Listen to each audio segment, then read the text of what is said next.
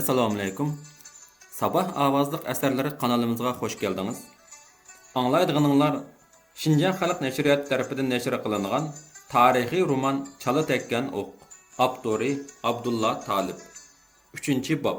Zamana zorunun tamaşa korunun xalq maqalısı. 1. İrfan Yarbağ darvasından çıxıb can qoğan tərəfə qayırıldı da bir az manğandan keyin kichikroq bir samovarxona oldida to'xtadi. Cho'lponning uyi ana shu yerda edi. Bu chaqda shamdan o'tgan bo'lib, atrofni qorong'ulik qoplab turardi. Samovarxona ustidagi balaxona uyining panjaradan panarning yo'rig'i pilildab so'z ko'rinib turardi. İrfan yenik qadam ilib balaxona darasining ostiga bardida yig'i aralash anglanayotgan nadomatlik unga quloq soldi. Yo'q, meni siz u 60 yoshli qari chayonga zo'rlamang. Bo'lmasa menga bu jahon kerak emas. Men bundaq jondan to'ydim. Bu dal cho'lponning noli zori edi. U dadasiga yolvorib yilanatdi va buquldab yig'lab turib murojaat qiladi. Qarzimizmi tugab ketar dada. Marhum onamning ro'yi haqida meni ayang.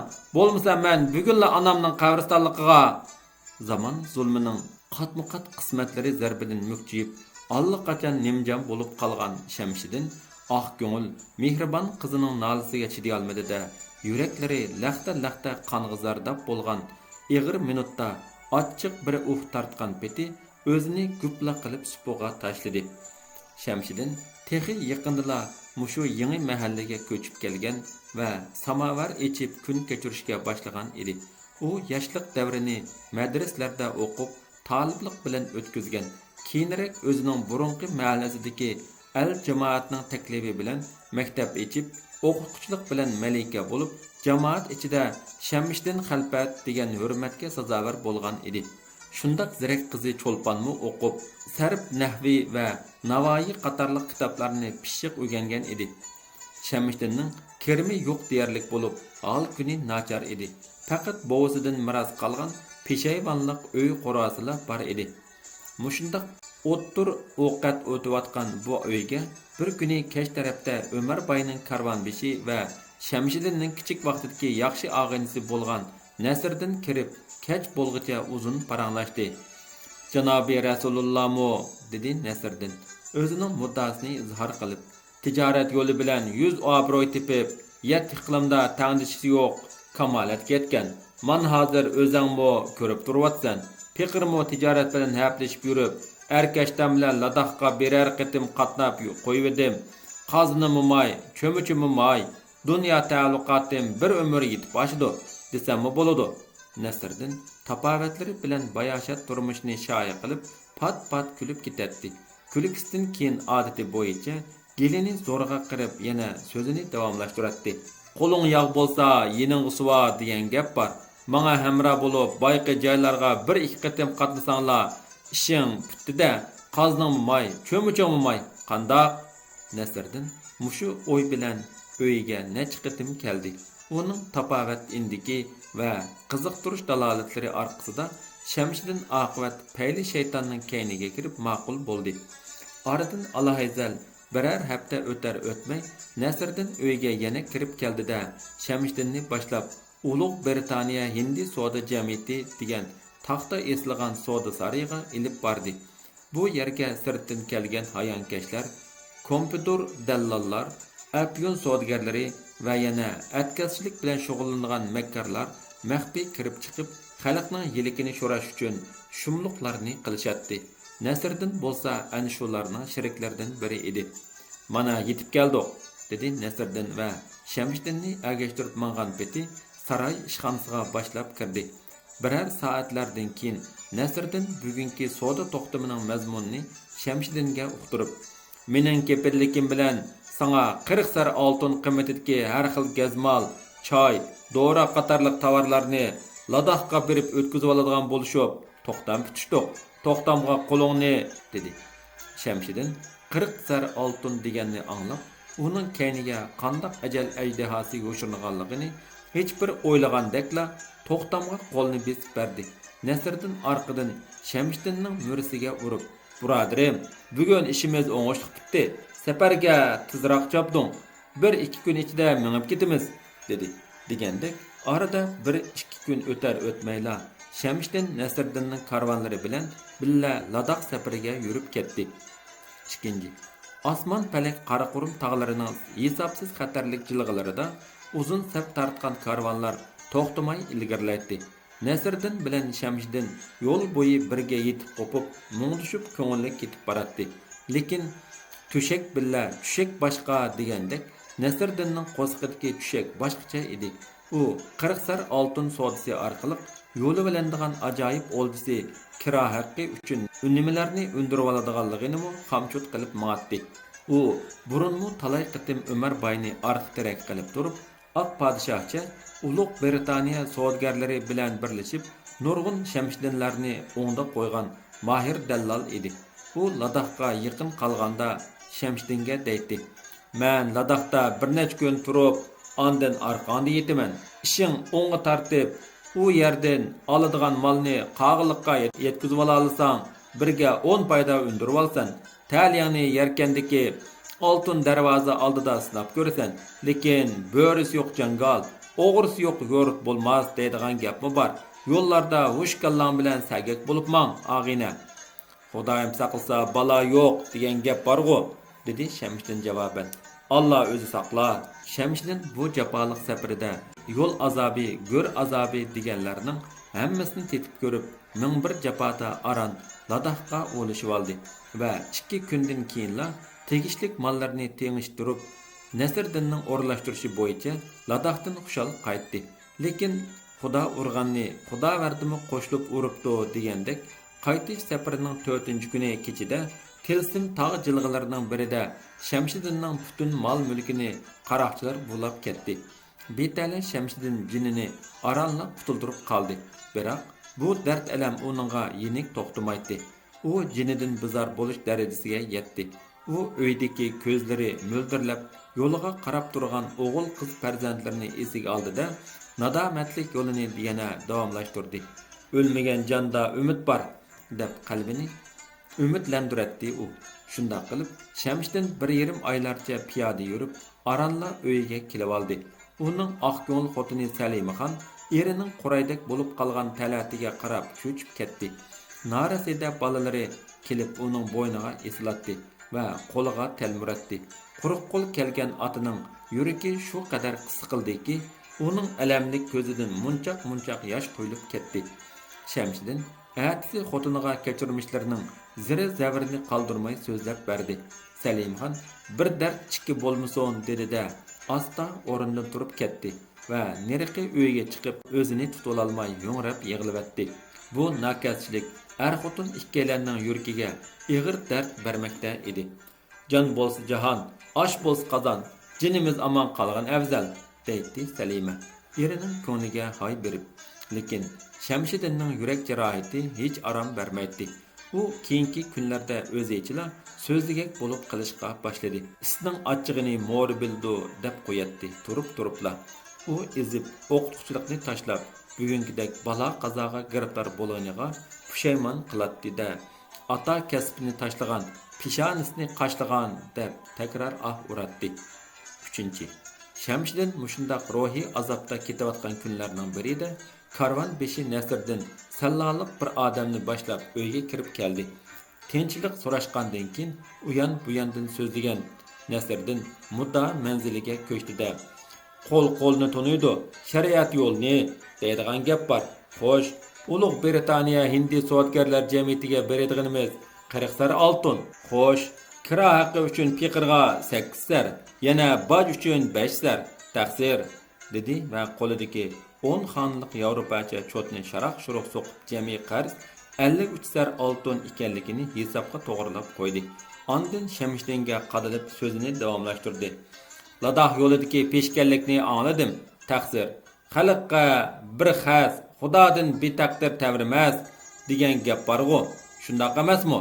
Nasriddin orqadan mamadonlik qilib qaqoqlab kulib ketdi. Hushni yo'qotgan Şamshidin ochiq bir tartida: "Mening hech amalim yo'q. Mavi uy o'ylimizni lilla bog'lab qo'ysin. Qolgan gap bo'lsa qani", dedi. "Obdan gap qildilar, taqsir. Elim birim ishlarda adil ish qilgan Xudoning do'sti", dedi. Sallanliq saqal darhol.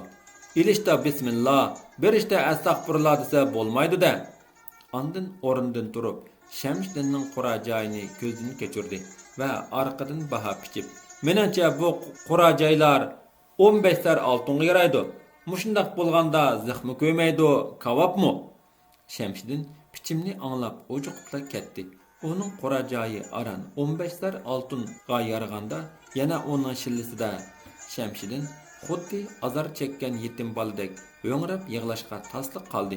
Yumshoq ko'ngil bu o'qituvchining qora ko'zida alam yoshlari agib turadi.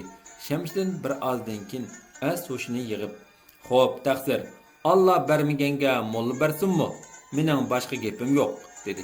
Hujjat yozildi. Uchaylan qo'l besishdi. Nasriddin bugun sodda Şemşidinning bo'yniga uzilmas sirtmoq silib mandi. 4-bob. O'tmi namard ko'rikidin suvsini aqtursimu, yema namardning ishini ochliqsini o'ltirsimu. 1. Uzunga qolmayla oltin sirtmoq o'z karomatini ko'rsatishga boshladi. Salimaxon nadomat ichida olamdan ketib, Şemşidinning bili barg'ansiri mukchaymoqda edi. Şemşidin bo'g'isidan qolgan miros taalluqotini Nasriddin karvon o'tkazib berib, yurak parlarini yetilab, qadinas makondan ko'chib ketdi. Lekin yetim qolgan farzandlarini qatorga qo'shish uning mukchaygan yelkasiga yenik yuk emas edi. U xili tangirqashlarni beshdan kechirgandan keyin mushu yangi mahallaga ko'chib keldida Balixonliq 2 ig'iz uyni ijaraga olib o'rinlashdi. Shohliqdan yiqilsang navoy bo'l degandek, Şemşidin oldi bilan bir samovarxona echishni o'yladi. Bu ishda kona o'quvchilari qo'l put bo'lib yordamlashdi. G'urbatchilikdagi ustozni yo'qlab kelgan shogirdlari uning dardiga darmon bo'lib, samovar do'kkanini qo'lma-qo'l putirishib berdi. Bu ishning birdan bir boshlamchisi Irpon edi. Irpon suzuk bug'doy o'nglik, qo'shomuqash, kan ko'ksilik, egiz bo'y, xushbichim, bastiga beg'irran chiroyli pashmat chapon, beshiga badam do'ppi kiyib yuradigan sog'lom va xush tabiatlik yigit edi. U Şemşidinda 3 yilcha o'qigan. Keyin to'liqsiz o'rta maktabni tugatib, ravob chilishni va oshpazlikni o'zligidan o'rgangan edi. Irponning bu xususiyatlari Şemşidin samovar xonasining ro'noq tepishi uchun ko'p ta'sir qo'shdi. Lekin yetimning og'ziga osh tegsa burni qanapti degandek, Şemşidinning birdan-bir o'g'li Faxriddin ujmidan yiqilib tushib, puti sinib ketdi-da, yangilab boshlangan xushalliq yana qayg'uga aylandi. Bu xil qatmuqat baxtsizliklarning hasrat o'chig'ida Şemşidinning cho'ng qizi Cho'lpon cho'g' bo'lib o'rtanmoqda edi. Şemşidin amroq qizi Cho'lponning tug'ilgan vaqtini Ma'nini Sharif nomli so'yib o'qiyotgan kitobning bir yeriga ustozi marhum Damulla Abduqodir Qashqariyning jaholat jallotlari tarafidan qatl qilingan Hijriya kalendar kuniga to'g'ri kelganligini putib qo'ygan edi. Mushu kalendar hisobi bo'yicha Cho'lpon bu yil to'g'ri 16 yoshga kirgan edi. Cho'lpon shuncha ig'ir qismatlarga bardoshlik berib, dadasining dard alamlarini tang tortishmoqda. Balxona uyda inisi Faxriddinni kutish bilan yana yangi ish qilib, har xil nusxalarda do'ppilarni tikatdi. O do'ppilarni singlisi Jamila orqali sotqizib, uyning xarj-xarajatini qamdaydi. Charchagan va fursat bo'lgan vaqtlarda Qissasul Anbiya yoki Kulli Navoiy qatorliq kitoblarni o'qiydi. Navoiy va Fuzulining she'rlarini yodlaydi. U yana balxona uyining bo'sh yerlarini ola qo'ymay tashtaklarni tizib, har xil gul o'stirish bilanmi malika bo'ladi. Mushu ishlar orqali u beshidagi savdoni qo'g'lab birdan bo'lsa-mu ich pushug'idan ozod bo'ladi. Lekin oradan ancha o'tmay bu go'zal qizning yuragiga sirliq bir savdo ishqi o'ti tuyuqsi tutashdi-da, uning vujudi o'rtanishga boshladi. 2. Irponning yordamlari ishchanligini xilidan kuzatib kelayotgan Cho'lpon uningga qandoq minnatdorlik bildirish orzusini ko'ngliga pukib kelmoqda edi. Kunlarning o'tishi bilan uning orzusi tutishishga boshlagan muhabbat hissiyoti bilan birikib ketdi. Ravob xumor Qashqar yigitlari Irponning muzika va naqsh sadosiga parvona bo'lishib, Şemşidinning samovar xonasidan ketolmaydi. Muzikaning bu mo'ngluq va yiqimliq sadosi Irponning zaxmikidan Ziba Cho'lponning dil aromiga o't yoqmoqda edi. Biroq Çolpan özünün yürek beğişiga öçmez otni tutaştırgıcı bu sadalarni faqat balxanının kichik ro'jigidilla anglashqa muyassar bo'lalaydi. Bir kuni Şamshidin jumaga mang'an va dukkan arami bo'lib qolgan fursatdan foydalanib, Çolpan bir tal qip-qizil laylagul qatiq qistirilgan tövandagi nazmini singlisi Jamila orqali Irponga yo'lladi. Arada tam bo'lmasa ko'rsam yarimni patmu-pat, yurakimga qon to'libdi layli guldek qatmu-qat. Irpon nazm qurlariga ko'z yugurtayotgan chaqda uning ko'ngil aynigida Çolpanning qunduzdek qop-qora chochlari, qizarib pishgan olmadek yup-yumloq yuzi, qo'yiq qosh kirpiklari, chaqnab turadigan bir jup shahlo ko'zlari, chaqmoqdek so'zlari gavdalanib, uningga bo'lgan bolalikdagi amroqlik, ishtiyoqi amdi o'tqa aylanmoqda edi. Irpon u nazmiga javoban o'zi yodqa biladigan bir kuplet ruboiy orqali yurak sirini izhor qildi. Jondan ortiq so'yiman seni ay azizim, sondan ortiq so'yiman seni ay azizim. Har qancha so'ymak ondan ortiq bo'lmas, ondan ortiq so'yiman seni ay azizim. 3. İyulning o'ttirlari jonon kishmishi yengilib pishgan bir chaq edi. Dal tush mahalida samovar oldiga yosh bir yigit kelib to'xtadi. U beshiga badam do'ppa, uchisiga chiroyli gimnasturka, putiga qizil shiblet kiygan bo'lib, o'ttiri bo'y, oq yuzlik navqiron bu yigit buzoyidan qaraganda boshqa bir shahardan kelganligi aniq ma'lum bo'lib turadi. U anglanayotgan ravob sadosiga mahliya bo'ldi-da, ayol bo'lmayla samovar xonaga kirdi. Ham bir burjakka berib o'ltirdi. Irpon bo'lsa ravobni texmo avajiga chiqarib chalmoqda edi. Şamshidin tabassum bilan mehmon yigitning oldiga kelib, "Mehmon zavqlari nimaga tortadiki? Sho'rpig'imi, polog'imi?" deb so'radi. "Muzika bilan sho'rpig'a", dedi mehmon yigit kulib. U tamoqlanib bo'lgandan keyin Irponning mahoratiga mahliya bo'lib so'radi. "Birodar, qancha yoshlarga kirgansiz?" "19 ga kirdim", dedi Irpon. "To'g'ri, menmo shuni mo'lcharlagan edim", dedi mehmon. "Biz tanishganmiz. Siz qanchalik o'qidingiz?" "Diniy maktabda 3 yil, fanniy maktabda 4 yil o'qidim. Hozir nima kasb bilan bo'lyapsiz?" Mehmon yigitning bu savoliga Irpon qilcha tengirqmasdan Qashqar yigitlariga xos chevarlik bilan javob berdi. "Hozirgi kasbim yetimchi va dardmanlarga yo'lakchi, muhabbat ahliga muqamchi, ma'rifatga kuychi." Irponning chechanligi, chaqmoqdek zuvondarligidan hayron qolgan mehmon yigit qattiq hayajonlandi-da, zo'qmanlik bilan yana so'radi. "Birodarim, ismingiz nima?" "Irpon." "Irpon?" deb asta takrorlab, og'zi ichilib qolgan mehmon yigit uningga barliq ishtiyoqi bilan boshdan oyoq qarashga boshladi-da, Irpon degan ismning qo'yilganligiga hayroni havas bilan qiziqib qoldi va dedi: "Do'stim, ismingizga maslikim kelyapti. Bu sharafli nomni qanday ulug' bir zot qo'ygan bo'lg'aydi?" Irpon bir turlik qizardi va kuldi. Chunki mehmon yigitning so'zlari uni bak hayajonlantirgan edi. Bu chaqda Irponning qalbida bu ismni qanday zot qo'yganligini so'rayotgan odamning o'zimi balki shundoq bir zot bo'lsa kerak degan bir tuyg'u paydo bo'lmoqda edi. U yigitga bo'laklardan iltifot bilan tikilib, muloyimlik bilan dedi: "Bu ismni ustozim Tavfiq apandim qo'yib qo'ydi."